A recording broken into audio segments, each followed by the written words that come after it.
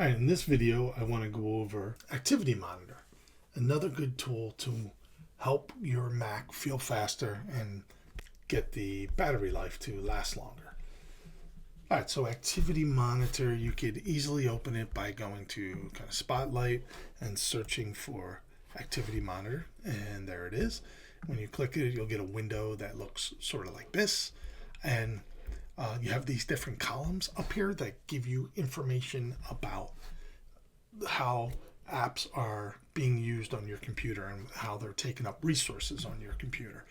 And I like to go up to this view columns and add the important ones for me are the CPU percentage. I can kind of get rid of some of the other ones, and memory and energy impact. Those are the three that I like to look at. You can look at memory and energy through these tabs at the top. I like to just have all the columns right in here under the CPU tab, and then you can click on the tab and you could sort it by use. And so now this is this application is using the most amount of resources at the moment, and I'm screen capturing right now, so that makes sense.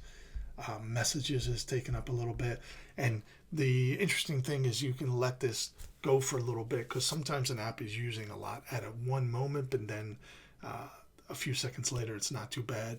The important thing to see if there's an app that is unnecessarily using resources is to give it like 30 seconds and see what stays up there, because that could sometimes be a problematic app and something that you might want to stop or remove entirely. And so I do the same thing typically for memory, see what is taking up the most memory. Windows Server is fine. That is a built-in thing here. So you could click this and hit stop. The X stops it. But a safe bet, and something you should, if you're worried about turning off the wrong thing, is only turn off something if you recognize it as an app that you use or an app that you have installed yourself. And if it's clearly at the top of CPU, memory, and energy, then that's something you might want to consider. If it's not something that's vital to you using, you might want to consider stopping if your computer is acting slow. If your computer's not acting slow, you don't have to worry about it. But if it stays high, if that application stays high for 60 seconds and is kind of eating up CPU, memory, and energy, then that is something you might want to consider stopping. So for me, it might be Dropbox. If I don't need it actively, Dropbox, to be syncing and whatnot, I could stop that. Now, I would recommend you don't actually use this button unless you can't stop it any other way. What I would recommend is you go in and open Dropbox and hit the quit button and quit out of it. That's probably the proper way to do it.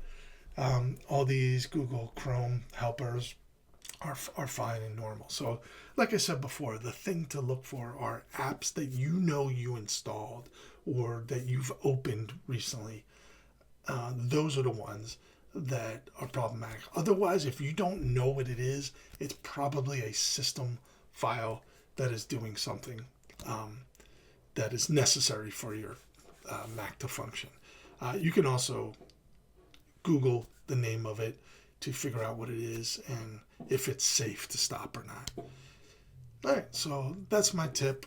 I hope that helps and gives you a little clarity of how to use Activity Monitor. Thanks.